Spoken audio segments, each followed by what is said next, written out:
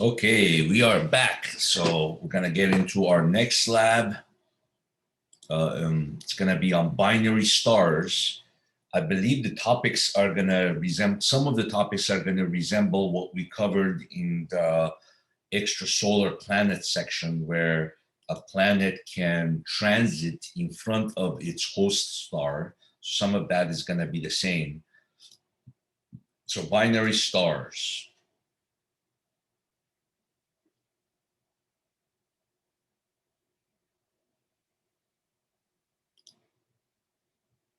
So over half the stars in our sky are found in pairs, which are called binary stars.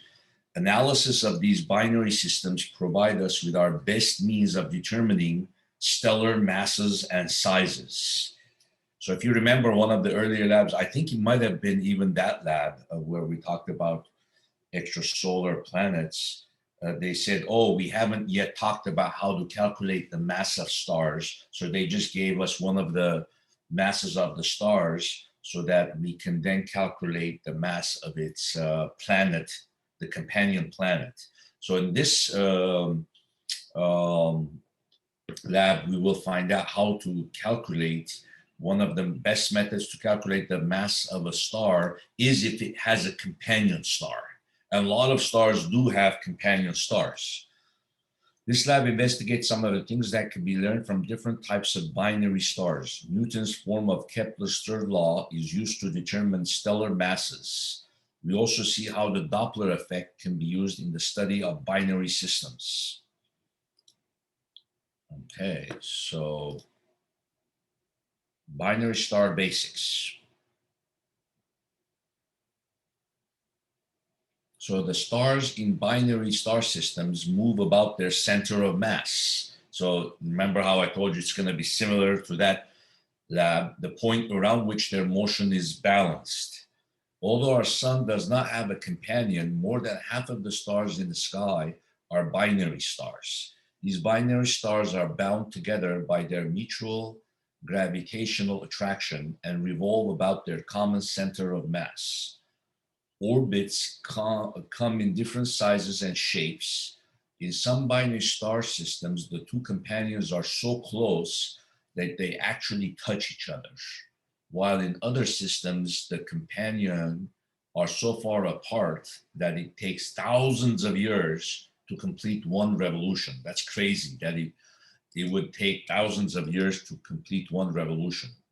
So they gave us this same equation that we used for that lab. In order to understand binary stars, it is critical to completely understand what we mean by the center of mass.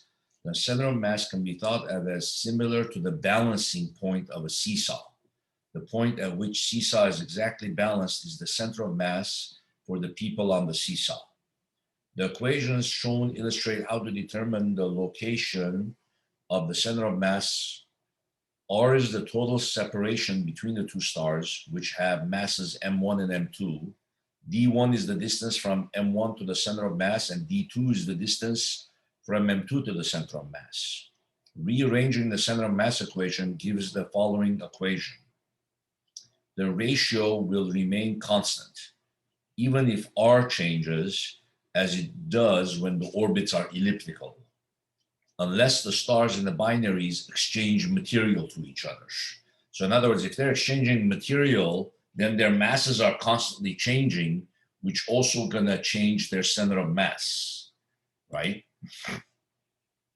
So here it says, use the center of mass,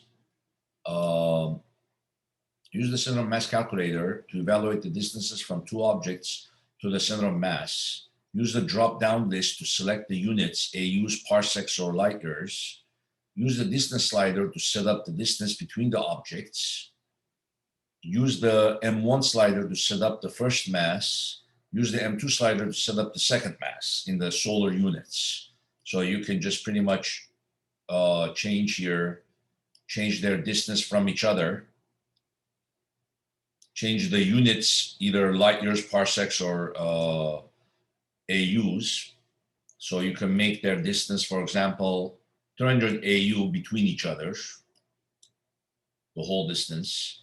you can make this guy heavier than that one, you know, so you can make this 10 solar masses, let's say.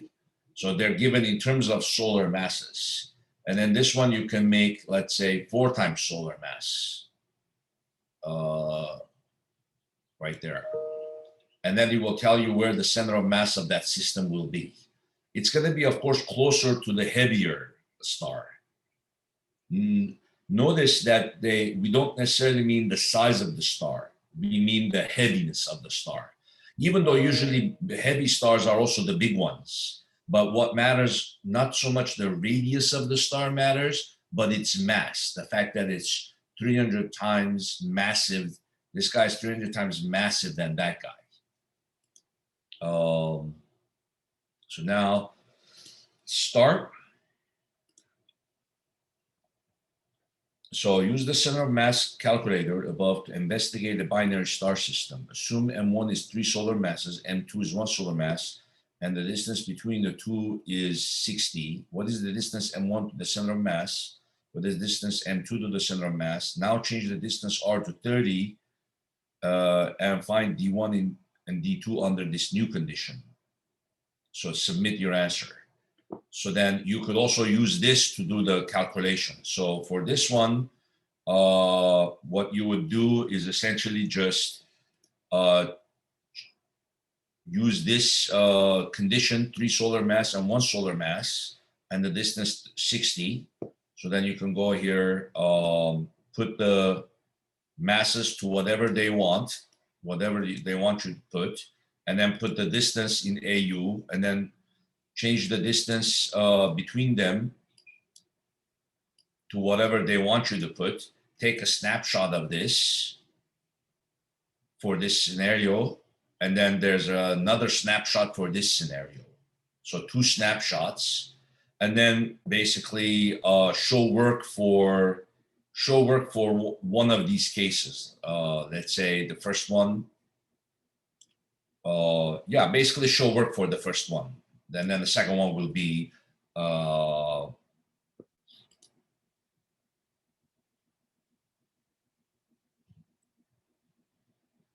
you know what? Yes, because they're slightly different, show work for both of these. Show work for how you're getting this, and show work for how you're getting this. Okay, because they're slightly different.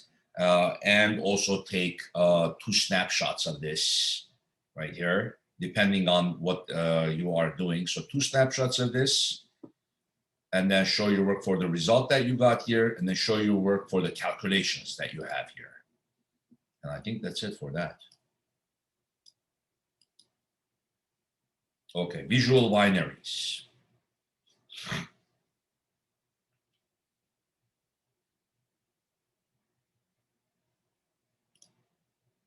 So wobbling motion. Sub-binary stars can be detected by visually watching the stars move around the center of mass. These are called visual binaries. When looking for extrasolar planets, deviations in the motion of the parent star are detected by Doppler effects. With a visual binary, the secondary star plays the role of the planet, but now because of the large mass and luminosity of the secondary star, both the primary and secondary stars can be seen to visibly wobble about the center of mass. So you see, it's unlike the planet case where you can't really see the planet. These ones you actually see both of their stars. So, and you can actually see them wobbling around their center of mass. If the secondary star is not observed, the wobbling motion around the center of mass may still be detected. In this case, the system is called an astrometric binary. So that's when you don't see the secondary star, it's dimmer, but it's still wobbling. So motion of Sirius A and Sirius B. Sirius A, by the way, is the brightest looking star in the sky. It is the brightest looking star. And ancient civilizations have even known that it had a companion, but it's very hard to see Sirius B. Almost impossible without a telescope. But you can see it by the wobble of Sirius A. The actual motion is 3-dimensional. What we see here is the projection of that motion onto the celestial sphere. So for example, this is Sirius A, very, very bright looking. Sirius B is impossible to see, but they're still showing it in the picture just so you can see. And then you can kind of see that their distance between each other is changing as they're rotating. And then they're also showing you their motion across the celestial sphere as time is going. So not only are they going around each other, but their position in the sky is changing. So in 1910, this is what it looks like. In 1920, this is what it looks like. 1930, and then 1940. But you see, you're just seeing the blue one. So imagine you're not seeing the white dwarf. So you're seeing the Sirius A going like this, going up, going down, you see? So like you're not actually seeing the wobble, you're not seeing the white dwarf, but you're seeing the position of Sirius A change in the sky. And from that, you can ascertain that it has a companion star. So you can see the stars going up and then down. And then 1950, it looks like this. And then 1960, 1970, 1980, and then 1990. So the diagram shows the motion of the binary pair Sirius A and B as the star's proper motion carries them across the sky. This figure shows almost 2 complete periods of their orbits about their center of mass. So that means they've already completed 2 orbits by the time that they went around. So notice that the center of mass moves in a straight line. So the red line shows their center of mass. Their center of mass is just moving across the sky. You see the red line, but they together are rotating around their center of mass as they are moving across the sky. So it says the Sirius B is always about twice as far from the center of mass as Sirius A. You see? So in other words, the distance from here to here would be twice as far, half as far. So if you go like this, so Sirius at any year, like say 1920, the distance from the white star to the red line, that's their center of mass, is twice as far as the blue. That means the Sirius A is going to be heavier than the Sirius B by about twice as much, you see. So then that distance from the white dwarf to the red line is going to be twice as far. And at any point in 1930, it's twice as far, and so on. You see, right here, we're not really seeing the Sirius A is in front of the red line. Sirius B was behind it. So you have to think of this as also a 3-dimensional drawing. And then now Sirius A is in front, Sirius B is in the back. Okay, so now, using Kepler's third law and the center of mass equation, we can find the mass of each star in a visual binary by measuring the period of the star's orbit and the maximum and minimum distances between them.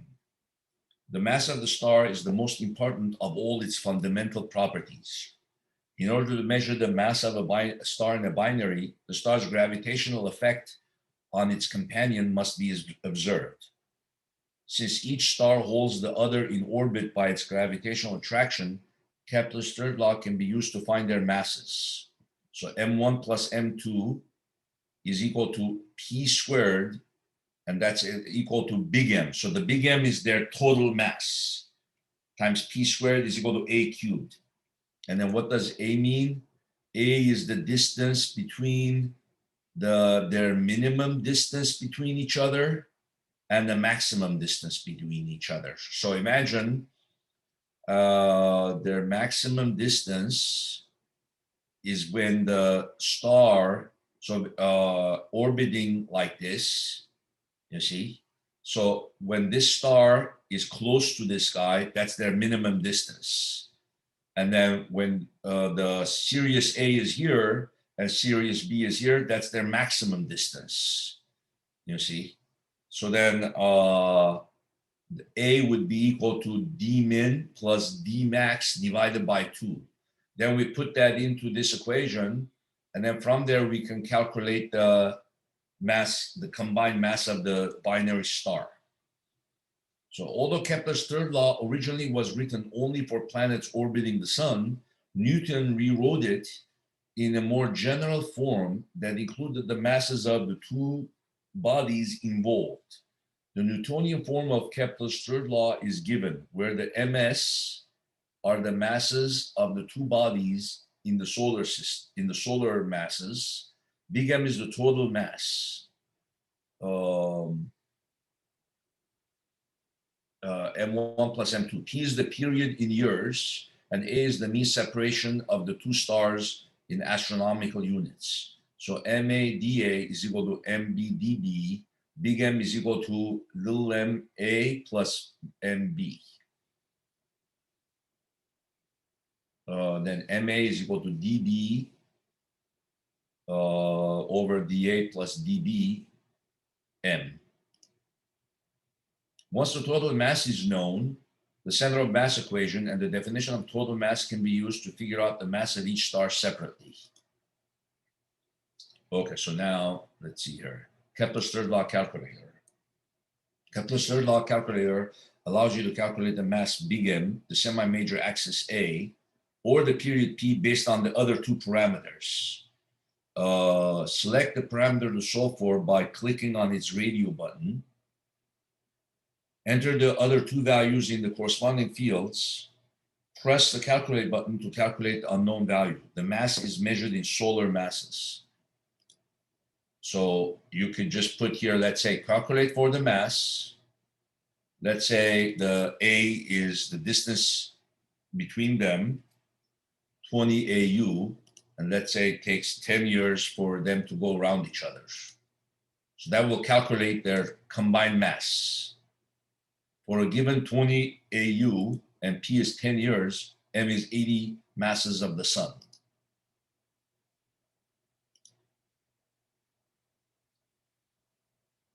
Okay, so Sirius A and B have been studied for almost 3 orbital periods now, so their orbits are well known. The orbital period is 50.1 years. D min is 8.1 AU, D max is 31.5 AU. Using these values, what is the mean separation A between Sirius A and B? So D min is when they are closest together. That's 8.1 AU away. And the maximum distance is 31.5 AU. So what's the equation for the A? Well, it's just going to be D min plus D max over 2. That's pretty easy. So you can show your work for that. So just show your work for that one and put in your answer and then take the picture of that. So that should be pretty easy. Then you go to question 2. Sirius A is studied for almost 3 orbital periods. Using these values along with the value you calculated for the mean separation A, determine the total mass of the two stars in terms of solar masses. So you could show the work how to get this and also show the result using this. So that one, you could take a picture of what result this gave you. So because you're solving for mass, you would click here, and then you would put here, since the orbital period is 50.1 years, you would put here 50.1.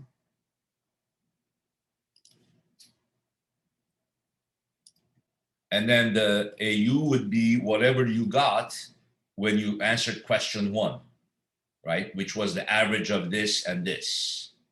And that's going to give you the combined mass of the Sirius A and Sirius B, you see? So then show work for how to get this answer. How do you show the work? Well, you just use this equation, essentially. This one right here. This one. MP squared is equal to A cubed. So you're solving for big M, and the period is 50.1 years, and then you already know the A in units of AUs. You don't have to convert to kilometers. you can keep this in AUs, and then you can keep this in years. So you don't have to do any conversion. And when you solve this, the mass will come out to give you solar masses in terms of the sun. And that should give you, so show your work for that. That should give you the same answer that this does. And then that should also give you the same answer that you get here. And then show what you got for the answer, and then show your result.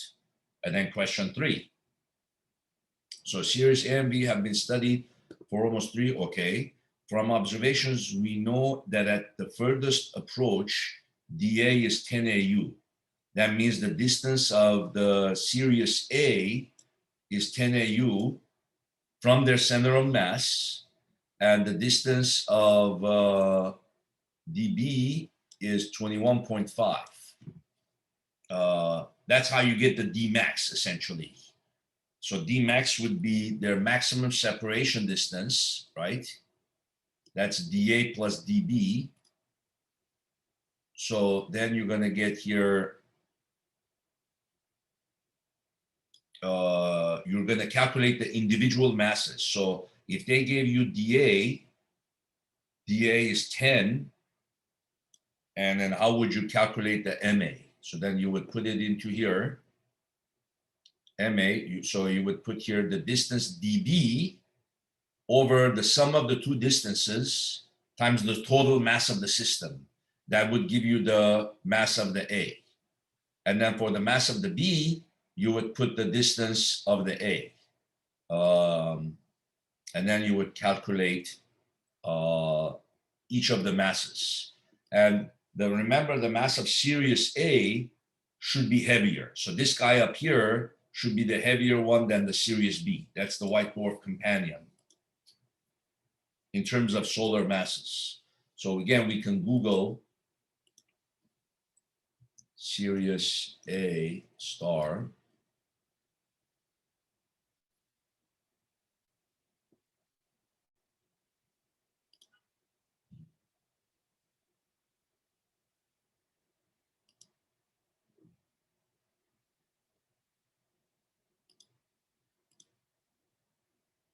So this is Sirius A right here, and we don't really see Sirius B here in the picture.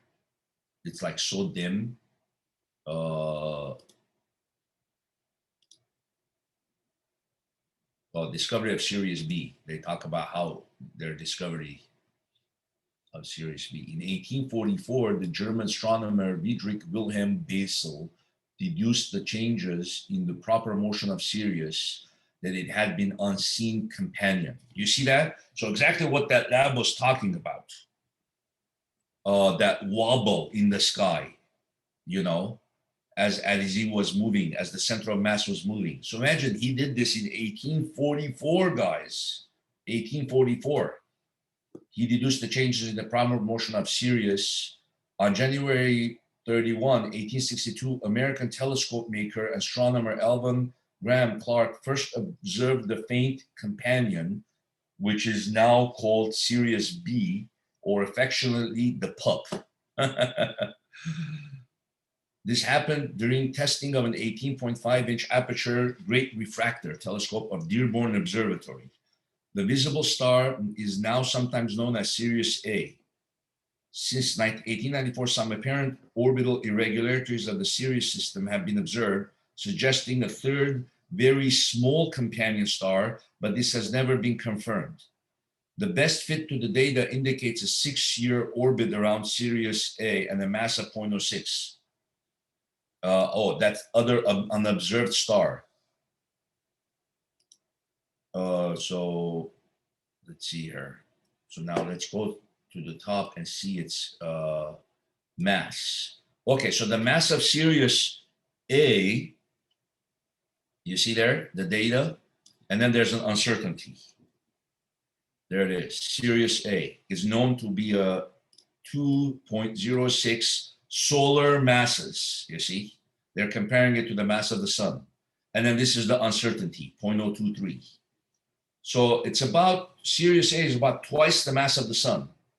And now look at Sirius B. 1 times the mass of the sun. and that's a white dwarf star.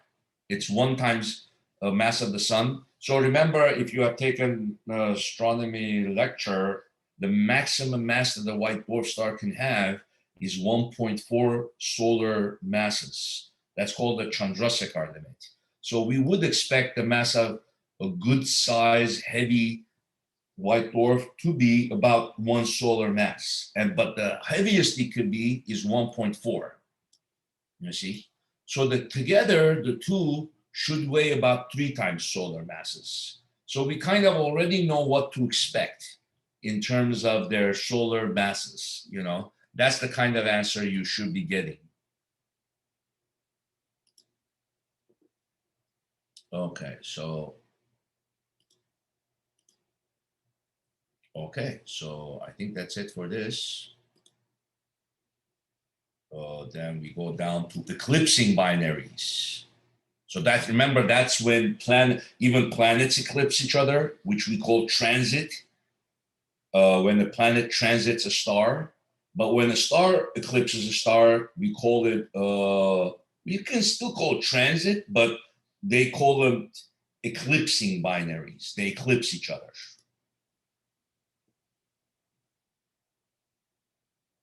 So block light. In eclipsing binaries, one of the stars passes in front of the other, producing variation in the amount of light coming from the pair.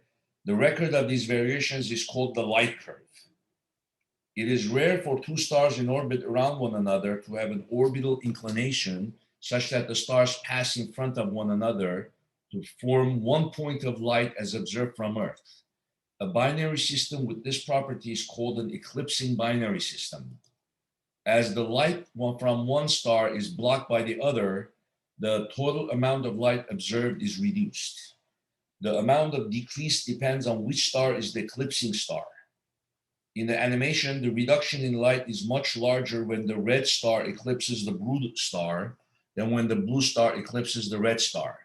The blue star is hotter, which means that each square meter of its surface emits more light than a square meter on the surface of the red star. The variation of light over time is called the light curve. And I believe we saw something like this before when we were doing eclipsing planet eclipsing a star. We saw a similar curve like this. So you see the hotter one is the blue one. So when the red one comes in front of the blue, the dip in brightness is going to be bigger.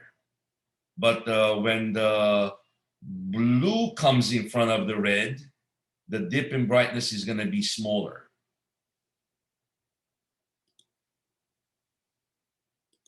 You see?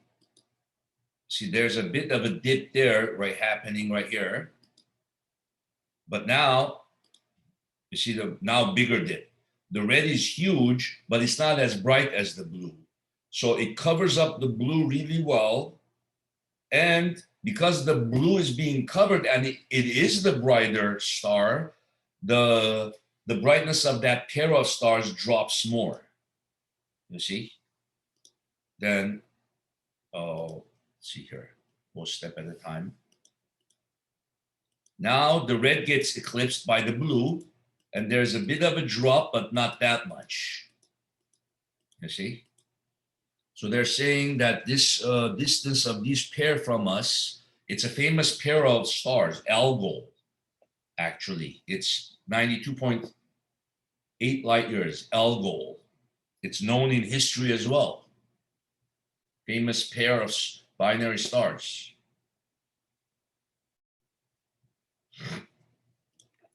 Algol binary star.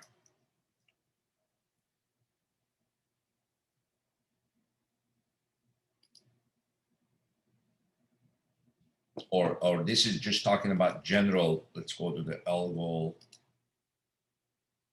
Okay, so where's Algol? Let's look here in the sky. Oh, it's in the constellation Perseus. And it's right there. Oh, let's see, right there. And I believe its companion would be, let's go back to that one. See, its companion is probably that one next to it right there. I can't tell from this picture here. So Algol designated Beta Persea. So that means the Algol is actually the second brightest star in the Perseus constellation, Beta Persea, known colloquially as the demon star, is a bright multiple star system in the constellation Perseus as one of the first non-nova variable stars to be discovered. Algol is actually a three-star system consisting of Beta Persea, AA1, AA2, and AB, in which the hot luminous primary Beta Persea and the larger but cooler and fainter Beta Persea A2 regularly pass in front of each other. Oh, okay. So the hot luminous primary, which is the blue one, this is the blue one right here, right? And then this is the secondary.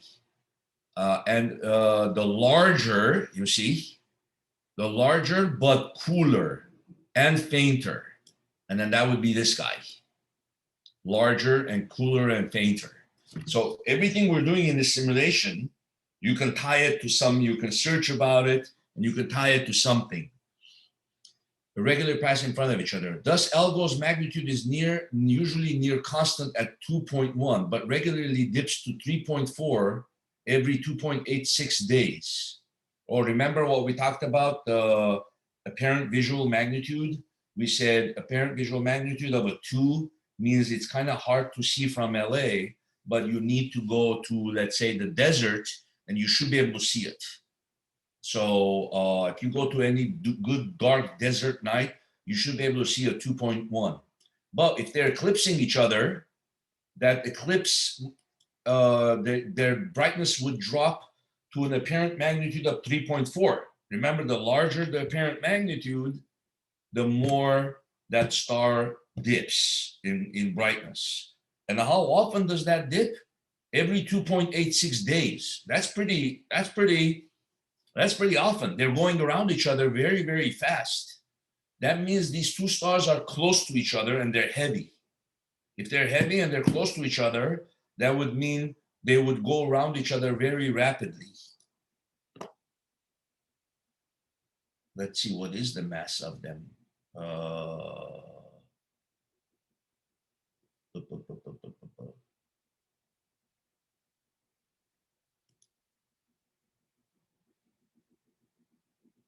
Mass. Okay, the primary is 3 solar masses. That would be, see, this gives you all the information you need. Look at that. You see that? The primary one, which is this guy, the blue one, right, is 3 solar masses. The radius is 2.73 solar radii. So three times heavier than the sun, almost 3 times bigger than the sun, 182 times as luminous as the sun. Temperature, surface temperature, 13,000 Kelvin. So it's hotter than the sun. That's why it appears blue. The age, 570 million years old. Oh, very young star. Rotational velocity. Remember, so by studying that's one of the things we'll learn in this lab. By studying how fast it's rotating and how many days it takes, we can calculate its rotational velocity. Now the other star, 0.7 solar mass. You see, it's much lighter, but it's bigger, 3.48 radius. You see, you can tell there. That one is 3.5 times as big as the sun. This is almost 3 times as big as the sun.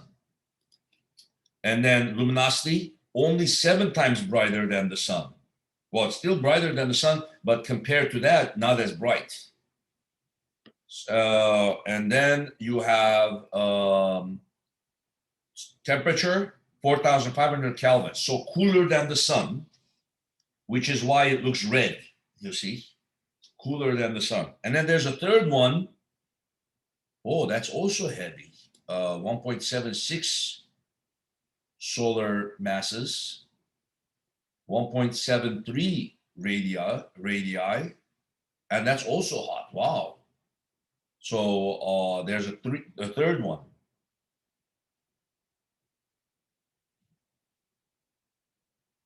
Or you could see the telescopic from the Chara interferometry telescope. This is a picture in the infrared.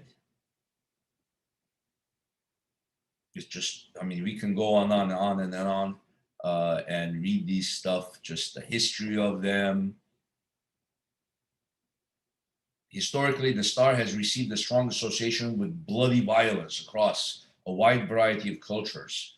In Tetrabiblios, the 2nd century astrological text of Alexandria astronomer Ptolemy, Algol is referred to as the Gorgon of Perseus and associated with death by decapitation, a theme which mirrors the myth of the hero Perseus's victory over the snake-haired Gorgon Medusa. So you can, there's a whole, so it's interesting that these stars were famous, and a lot of times they even knew that these stars were binaries because their brightness dimmed. Visually, their brightness dimmed. Oh, you see here? They actually show you where the third one is. Algol A and B, they go around each other very fast, but then there's a third one off to the side. So there's probably a complex orbit going on here with 3 stars in a binary system. You know, probably the center of mass is somewhere here, you know, somewhere here. And then they're going around that center of mass, you see.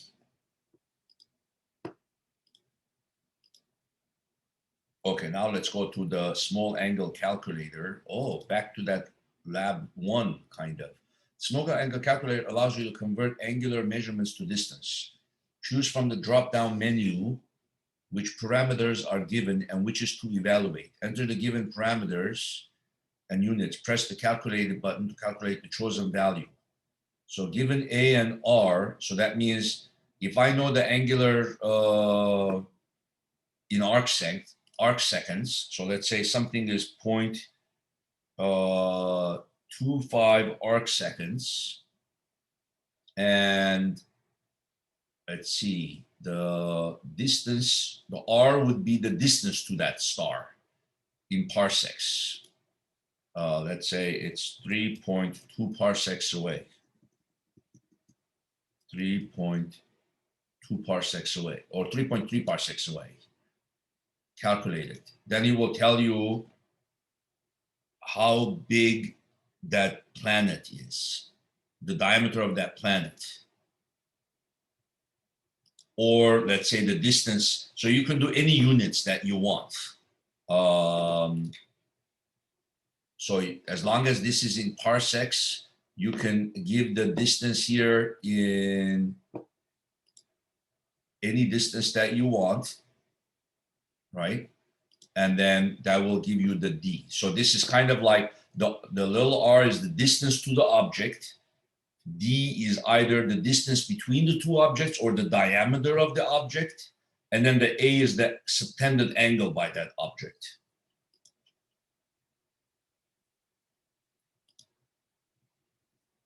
Okay.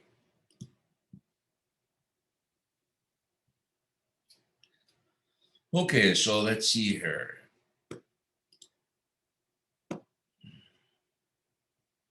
Play the animation above and stop it when the stars are near maximum separation. Oh, okay. Where is that here?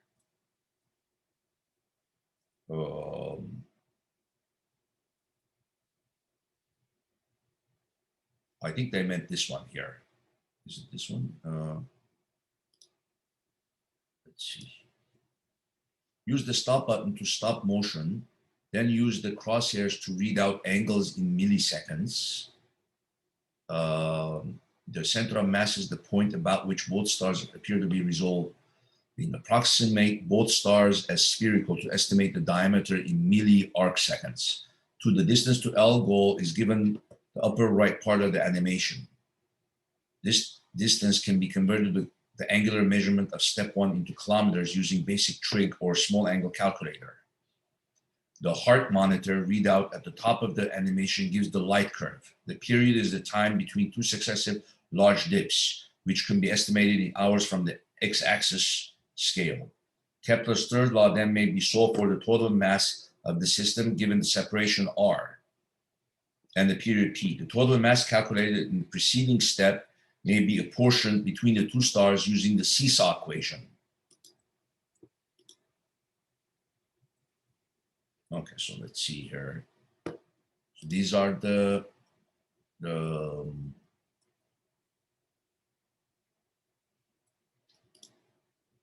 let's see here.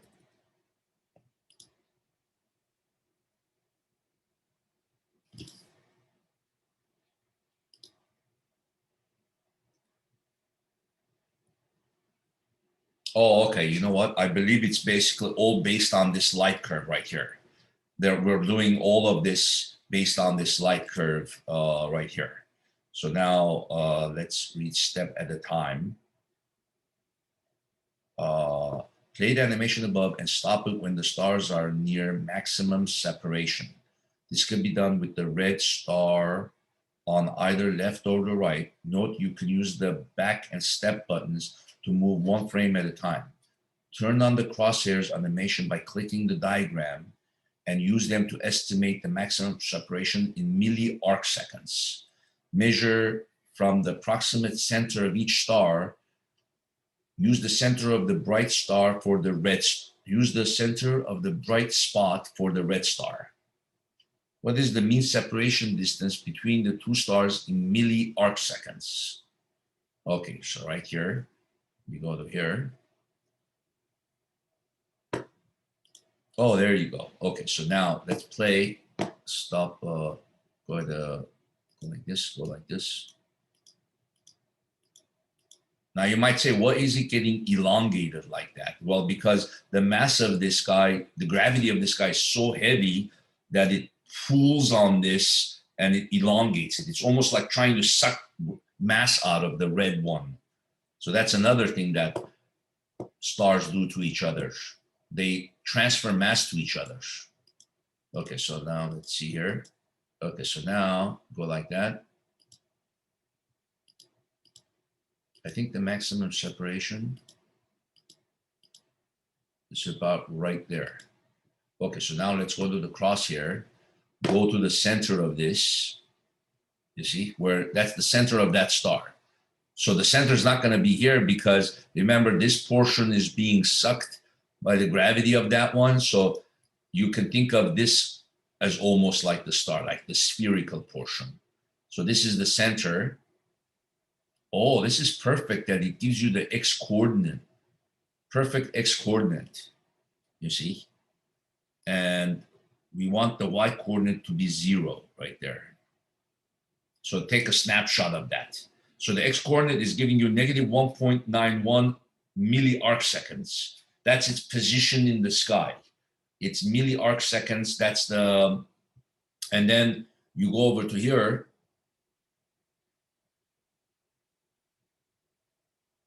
Then you take the snapshot of that.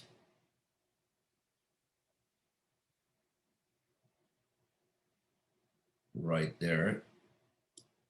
And then it gives you 0.37 milli-arcseconds. So then that gives you the A, the subtended angle between the stars, you see?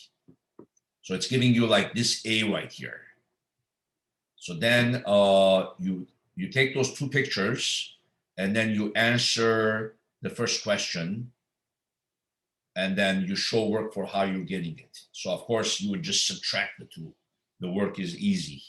Just subtract the two measurements as shown by the picture and then put it here and show what your result is. Then question 2, to convert the mean separation distance, which is an angular measurement, to distance, use the small angle calculator and set the calculate field to calculate D given A and R. So we want to calculate the separation distance. Set the R field to either parsec or light year and the D field to AU. enter the distance r given by d in the upper right corner of the animation. So basically, you're saying set the r field to either parsec or light year, and the d field to AU.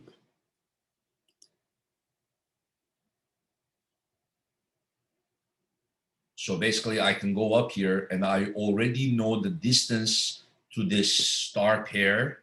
I already know the distance to Algol. It's 92.8 light years or 28.5 parsecs, right? So either one I can use, 92.8 light years. Let's just say 92.8 light years. So then if I put the light year here, let me use different number just so that I don't do the same number. So let's say the distance to that,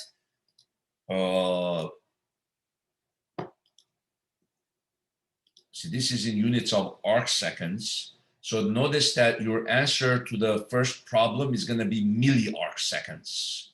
So it's going to be something like 0.37 minus, what was it?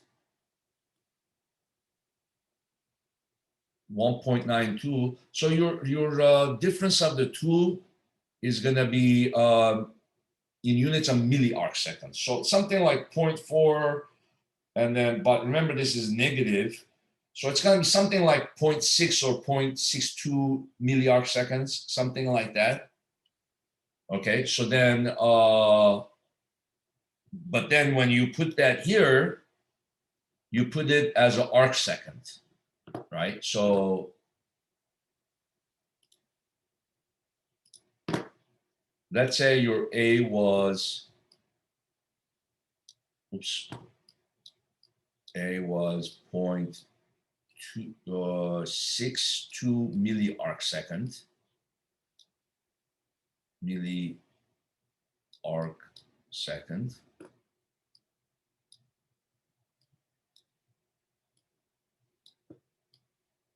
I don't know why my mouse is not cooperating. So then the A is going to be 0.000. So you change to arc seconds. 62. God, my mouse is like not cooperating at all. 0.00062 arc seconds, right? So then you go to,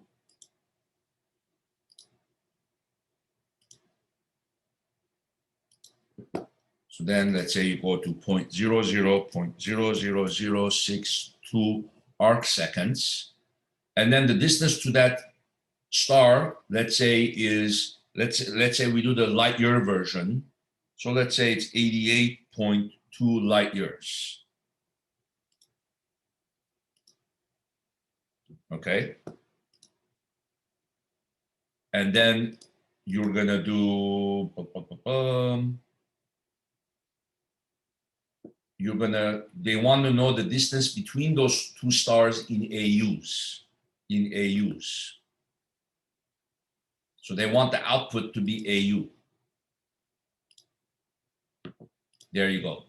So take a snapshot of that, but also show the work. And I'm going to show you here how to show the work. So take a snapshot of this, that's the answer that it's giving you. And then that's the answer that you would put the 0.82 AUs. That's the answer that you would put here into the distance. And then this is how you would show work. You're going to use this equation.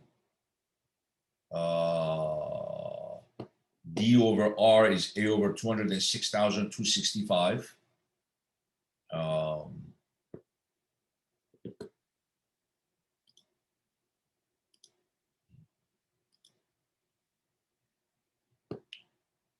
Since my mouse is not cooperating, I'm going to type this. D over R equals A over 206,265. A over 206,000.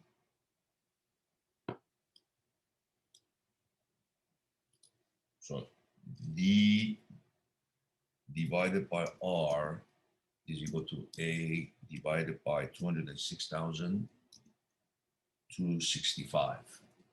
So then we're trying to solve for D, right? And then R was, what was the R? 80.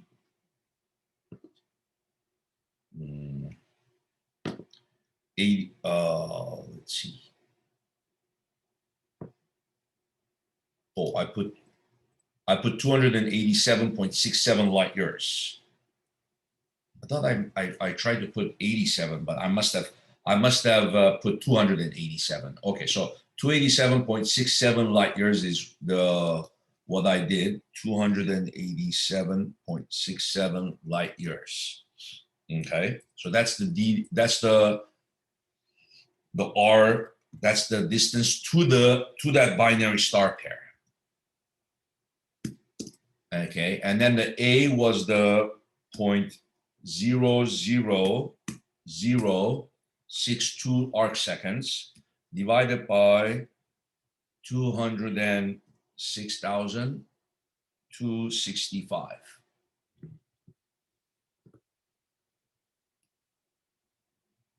Okay, so then what's going to happen is when we get the answer, this one is going to give us what will happen is the D is going to be the ratio of 0.062 divided by 206,265 times 287.67 light years.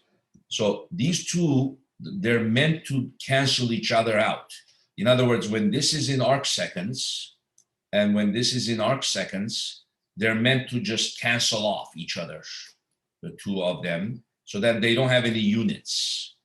So therefore, this gives us the distance between those two stars in units of light years.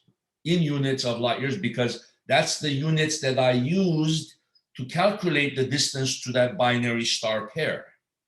You see? So then you're going to have here D is equal to, so now I go to the calculator. Let me, or you know what? Let me just, where's my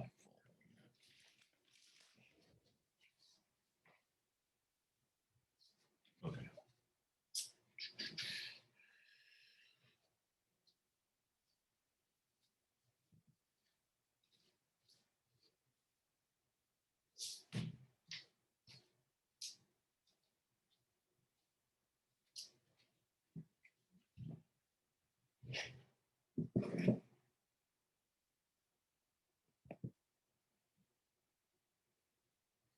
I'm just taking a picture of this. Okay, so then go to the calculator.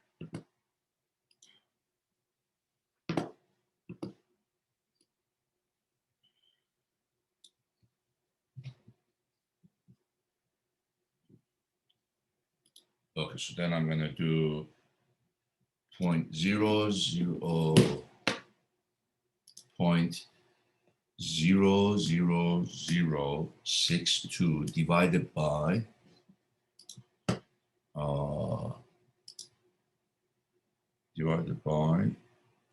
206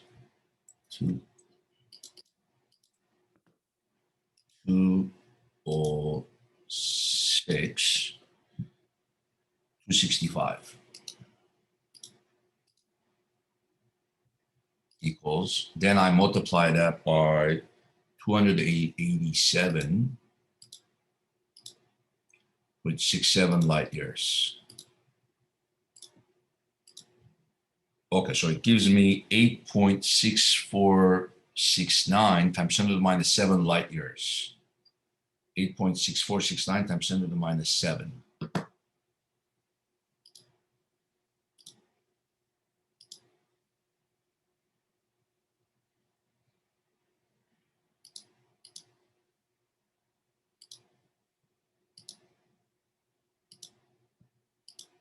So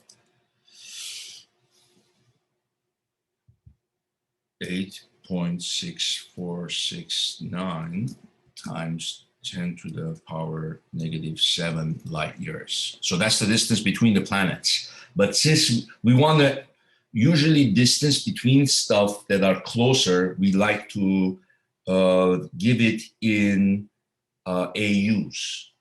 Or maybe even if they're even very, very close, then we'll give them in kilometers. So it doesn't really make sense. Two stars are 8.6469 times 10 to the -7 light years. The light year doesn't serve its purpose anymore when it's that small of a light year.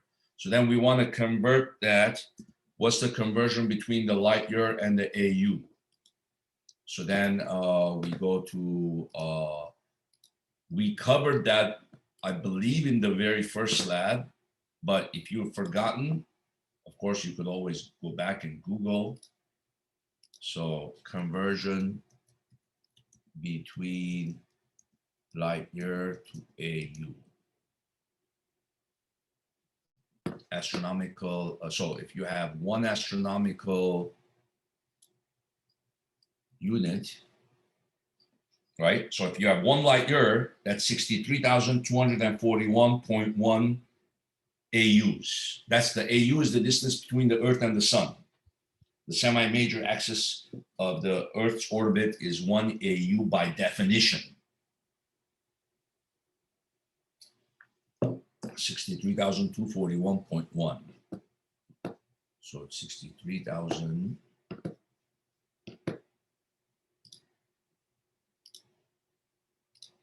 So then I'm going to go text. Then I'm going to say times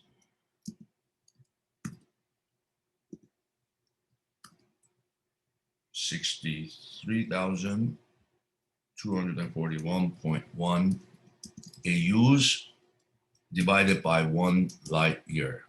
It's like the conversion that we practiced in the first lab. So then take the answer that we got. I'm just going to do it on my calculator without going back to it, because it's an easy calculation. So it's multiplied by 63,241. So let's see what I get. Multiply it by 63,241.1.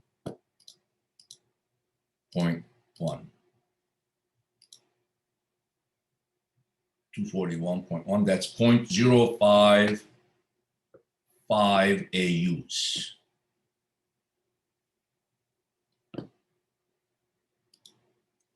So then the answer is going to be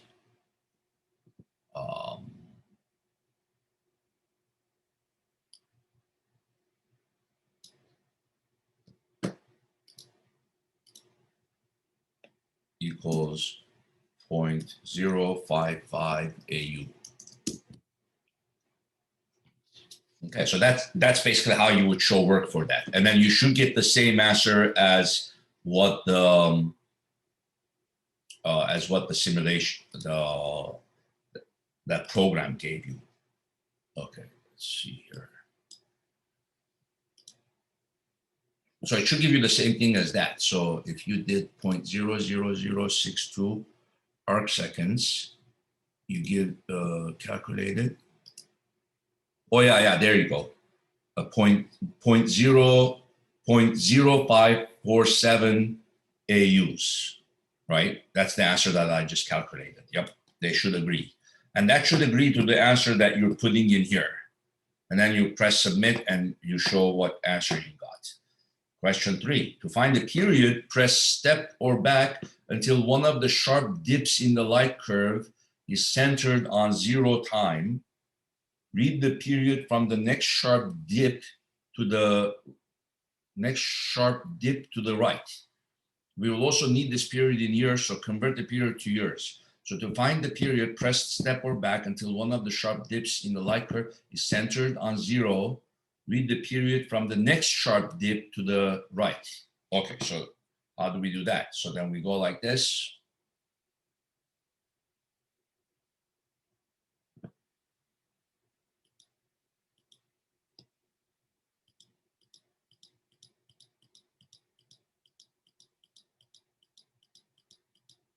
This one probably, yeah, so you just keep going forward.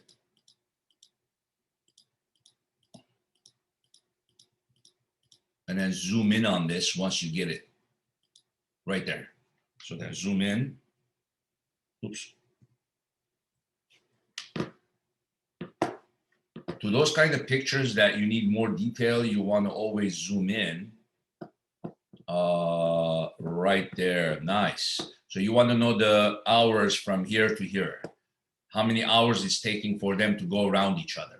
So they want the dip to here, this dip to coincide with 0. And then the next dip is the next time that maximum dip has occurred. So it's about 60. Read that to the best of your ability, right? And then guesstimate maybe 1 decimal place. Let's say 68, 69.2 light hours, right? And then something like that. And then take a snapshot of that. Then that's what you would put here. And then you would convert to years. So show work for how you're converting from hours to years. That's pretty much a basic calculation. Then show that 1 snapshot over there. And then you go to question 4. Finally, now that we know the mean separation A and the period P, we can calculate the total mass using Kepler's law. Okay. Remember what the total mass of the Algol was? We checked online. It was 3 solar masses. So that's kind of what we're expecting, around 3.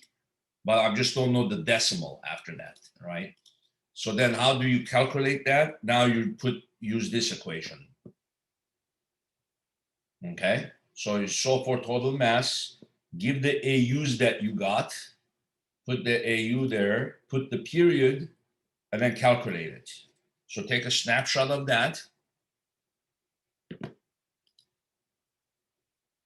So given the answer you got in question 3 and the AU and the years, and I say calculate, take a snapshot of that, and then also show how you're getting the answer using this equation.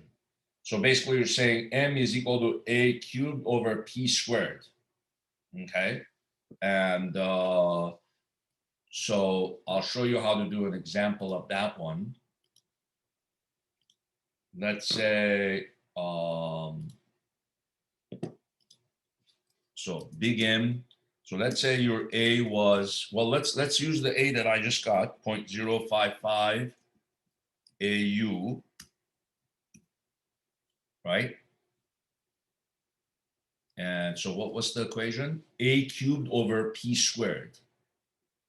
So A cubed divided by, and let's say they were going around each other every, but remember, P is going to be expressed in years, not hours. So if it's, for example, let's say something is taking 100 hours, right? So 100 hours. So 100 hours to orbit once. Then you're going to say 1 day is 24 hours times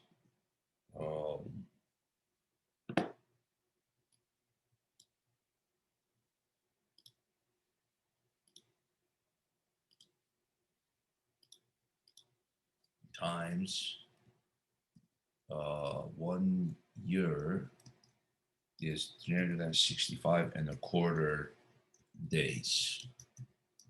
Remember that the year is 365.25 or close to a quarter, because every 4 years we have a leap year.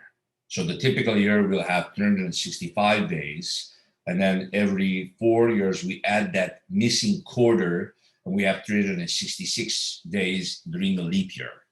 So then the 100 hours would be how many years?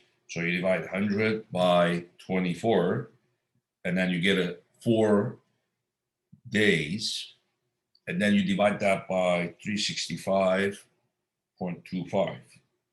Now you get 0.01 4 years. Then you're going to take that number here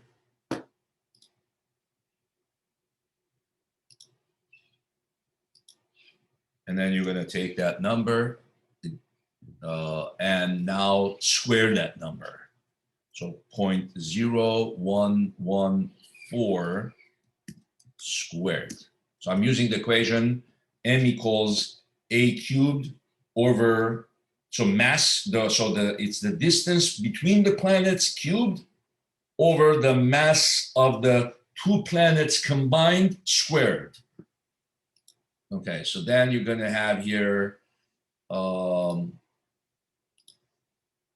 let's go to the online calculator. So then that's 0.055 cubed over 0.0114 squared. I'm always worried that I'm not sharing or I'm sharing the wrong thing. Okay, so now 0.055 cubed divided by 0.0, what was that? What did I say? 1, I forgot what the number was now. Was it 141? Or no, 114, I think. 114 squared. Yes, so it's not that hard calculation. 1.28. So that means the combined mass of that two star system will be 1.28 solar masses. Amazing how much calculations we can do, how much we can find out about the universe just from here at home. Okay, so that would be the answer, the combined mass. Okay, so m equals 1.28 solar masses. And that's the combined mass of the two. Okay, now let's go back to the computer. Okay, I think that's it for that slide, for that activity.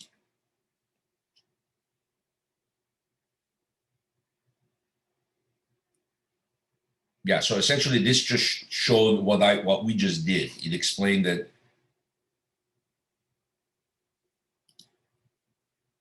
now we know the total mass of each system, and each star's diameter, the volume of each diameter approximate as a sphere can be calculated. Oh, okay, so that means they're going a step further. Once we know the radius of the two planets, then we can calculate their densities. I think that's, let's see here. Minimize so I can see everything. So I think that's it here. That's it here. We did this. And is there anything else following that?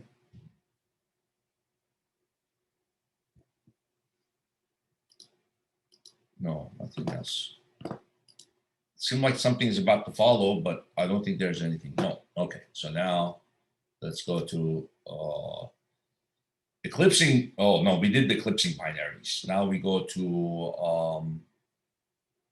let's see, binary star basics. We did the visual eclipsing. We did the eclipsing, right? That's the one that we just did now.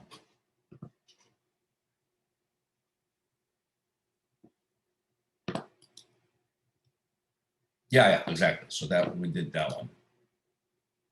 So basically it was one slide. I don't think we had anything else.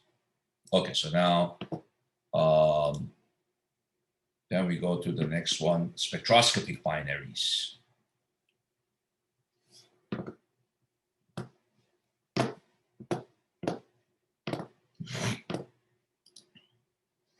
Okay, so binary star systems detected through periodic Doppler shifts of spectral lines are called spectroscopic binaries.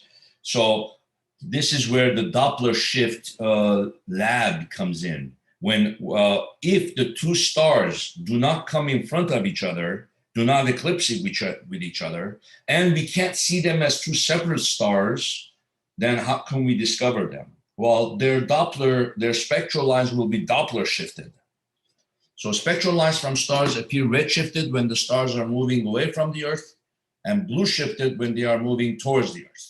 This is known as the Doppler effect. If the two stars orbit in common center of mass, each has a spectrum that is Doppler shifted because of their orbits, respective motion. Binary systems detected through periodic Doppler shifts are called spectroscopic binaries. There are two types of spectroscopic binaries: a single line spectroscopic binary observed when the secondary star in the binary is too faint to be detected directly.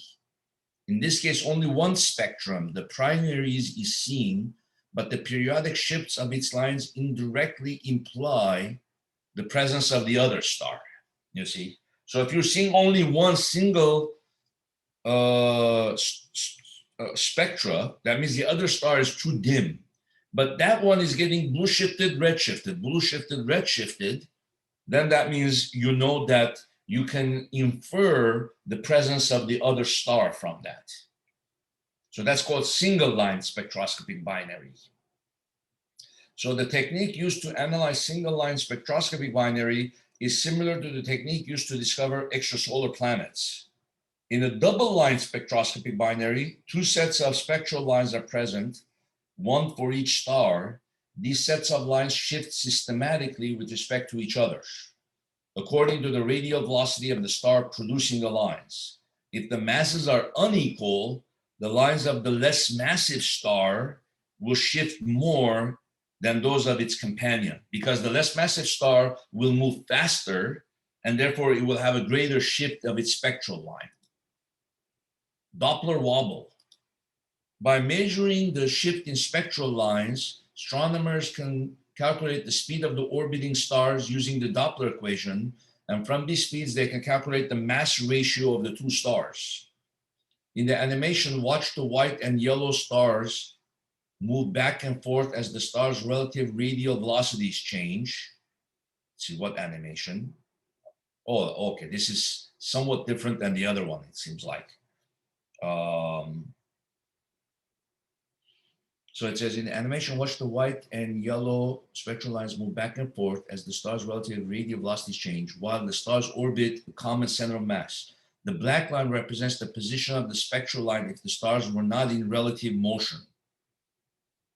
The yellow and white lines are the spectral lines produced in the yellow and blue stars respectively. At 2 points in the orbit, motion is perpendicular to the observer's line of sight. At these points, both lines are superimposed on the unshifted line because there's no radial motion. At all times, the one star is approaching the observer and will exhibit a blue shifted line, shifted to the right of the unshifted line. Maximum separation of the lines will occur when the two stars appear to be furthest away from each other and all motion is radial along the line of sight of the observer. Actual shift of the spectral lines is usually very small, less than a nanometer. This animation is a highly magnified portion of the spectrum near the hydrogen A bomber line, 656.26 nanometer. So they're zooming in on that particular bomber line of hydrogen so we can get very detailed information of the shifts.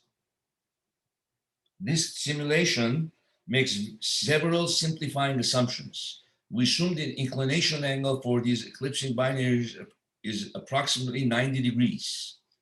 If this angle is not known, there's an uncertainty in the derived mass related to the sign of this angle. That's kind of like we did before when we said the mass times sine I.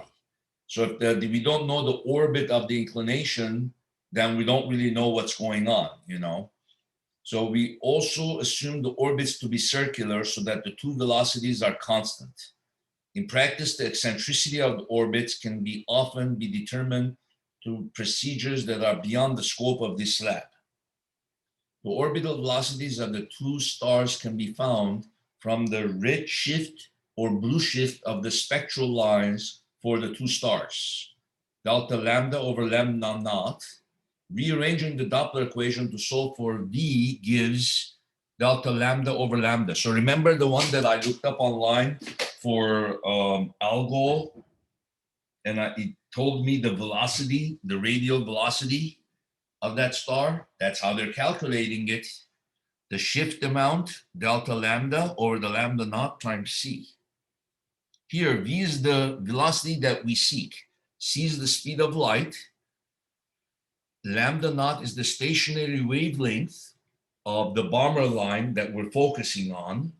And delta lambda is the shift in the wavelength. So the orbital speed is proportional to the distance from the center of mass. So that by using the center of mass formula, the ratio of the masses of the two stars can be found. The absolute values of the speeds must be used. So let's see here. The simulation allows you to see the shifted lines of the spectroscopic binary. Press the play button to start the simulation. Press the pause to pause the animation. Press the forward. Okay, so now let's see here. Oh, it's a very small shift. So we got to zoom in on this. Ah, there you go. Yeah, yeah, wow, beautiful. So you see the yellow, maybe go a little bit less zoomed in. Okay, so now go a little bit less zoomed in. Okay, so now let's go pause. Okay, see when they're going parallel to the direction of motion to us, there's no shift. You see right here? In other words, they're moving perpendicular to our line of sight. Then it goes like this. The yellow one is about to move away from us. So its spectral lines are, what happened to the numbers?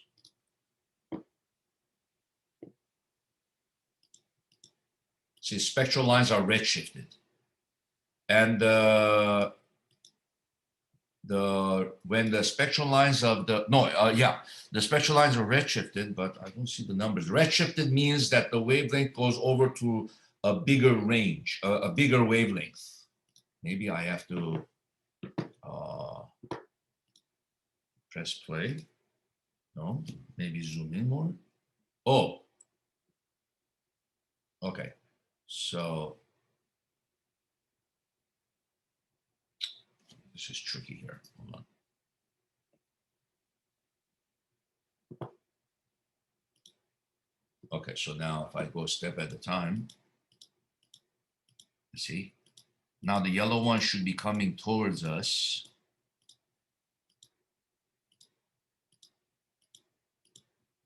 Yeah, right here. The yellow one is moving towards us. Its wavelength is blue shifted when it's coming towards us. What does that mean? That means its wavelength goes to the right. You see, the wavelength gets smaller. And why is that called blue shifted? Because the blue end of the spectrum is to the right. You see? So that what blue shifting doesn't mean it turns blue. That means it shifts, the wavelength shifts towards lower wavelength region. That's all. It doesn't turn blue. So if the regular Balmer line of hydrogen was 656.26, now it's going to be shorter for the yellow. But the red is moving away from us at that instant. So its line will be, if it's moving away, it's going to be longer, so it's going to be red shifted. You see? So that how much is the amount of the shift? So let's zoom in on that. Hold on, let's see here.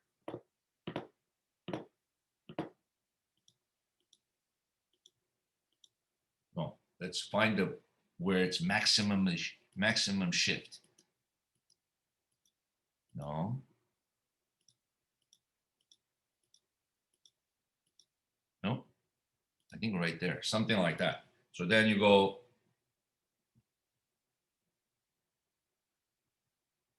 Oh, there you go. See, now you read the difference between this and this. That's delta lambda for the yellow. And then that's the delta lambda for the red. Now, which one has a smaller delta lambda? The heavier one shouldn't move as fast, so it should have a smaller shift. So you see the yellow one has a bigger shift. So that means this is the lighter one. The yellow one is the lighter one, which makes sense. Lighter stars are going to be, lighter stars are going to tend to be cooler, and therefore they're going to more look yellow. Yeah, so it does make sense that the yellow one is the lighter one, and its shift is going to be more than the blue one, you see. So that means the yellow one is going to be moving faster. Yep. So now estimate, take a snapshot of that, estimate the distance between here and here, and here and here, you see. And then that's going to give you the delta lambda.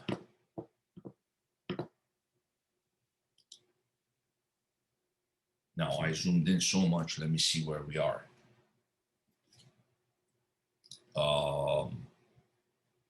Then you can say, use this equation, delta lambda over lambda naught. The lambda naught is the 656.26. And the delta lambda is what you estimate. Then you divide them and you multiply by the speed of light, and you calculate the velocity for each star. Then you say the ratio of the velocities is going to be the inverse ratio of their masses, you see. And then therefore you can calculate their distance, and you can also calculate their masses, the ratio of their masses. So I think that one is just one snapshot, basically. If you have one good snapshot of that, and you can estimate the delta lambda from there, so then they're going to probably have a bunch of questions based on that. Okay, so the lambda primary, the lambda secondary, play the animation above. After a few orbits, the animation will display a numerical scale that allows the scale, shows the wavelengths. Stop the animation when the shifted lines are near maximum. Notice also that one line moves from the unshifted position more than the other. The more massive, okay. Record the shifted wavelength. So then you're going to calculate the primary one is going to be the heavier one. The secondary, then you're going to subtract them.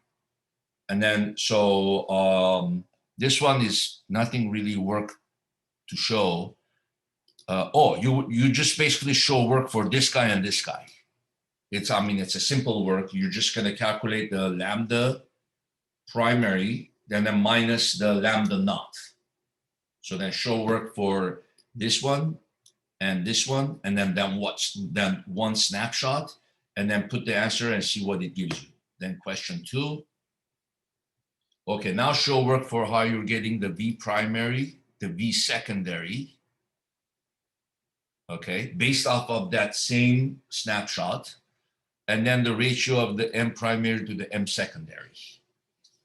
So that means you can calculate which one is the heavier one. Well, the ratio of M primary, M secondary should be larger than 1, because the primary by definition is the heavier star. So then you can calculate their ratio. Now, interestingly, if you combine this with the exercise that we did in the previous case, where we calculated the total mass of the system, so a lot of these labs that we have been doing, they introduce different techniques of doing different things. But if you look at the whole picture as a whole, what did we do? Well, in the previous case, we learned, in the eclipsing binary case, we learned only how to calculate the combined mass of the system, right? Let's see here.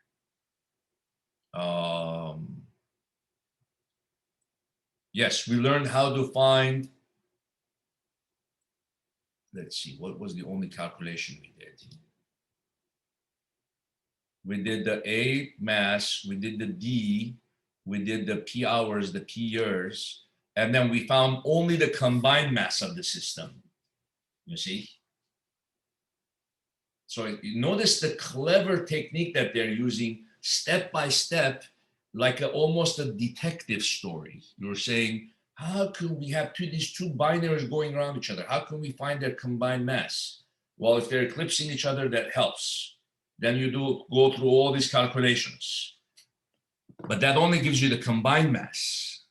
Okay. Now, if we study their spectral type, then that takes you to the next section. Then we can calculate the ratios of their masses by determining who has the greater shift. You see? And so in this one, we're learning how to find the ratio of their masses. Well, then that basically unlocks the whole puzzle. So think about astronomers as the detectives of the universe. Really, I just want you to think of it that way. Astronomers, just like biologists, are the detectives of the life science, the biological world, to study cells and everything. Physicists are the detectives of the small world, the elementary world. Chemists are the detectives of the chemicals and molecules and stuff. And astronomers are the ultimate detectives of the universe. We're trying to find out everything about everything that we can, as much as possible. So we can learn about where we came from. We can learn about what the universe is made of. And by learning about that, we can learn about ourselves, right? So if we know the mass of the combined system, then we can find out the mass of each individual star. Then we have the whole story now unlocked. And then from there, we can determine, because the mass of a star is the single determining factor of how long that star will live, how it will die, and how it will end up when it dies, what it's going to end up as. Is it going to end up as a black hole, a neutron star, or a white dwarf? How long will it live, you know? So that means by knowing their ratio and knowing their combined mass, we know now the whole story. So I think that's it for that lab. We found the combined mass using the Doppler shift. And I believe this is going to be a write-up lab. So you're going to be typing out the calculations, putting it in everything in the formal lab write-up format. Okay. So have fun, learn a lot, and good luck with that. Bye-bye.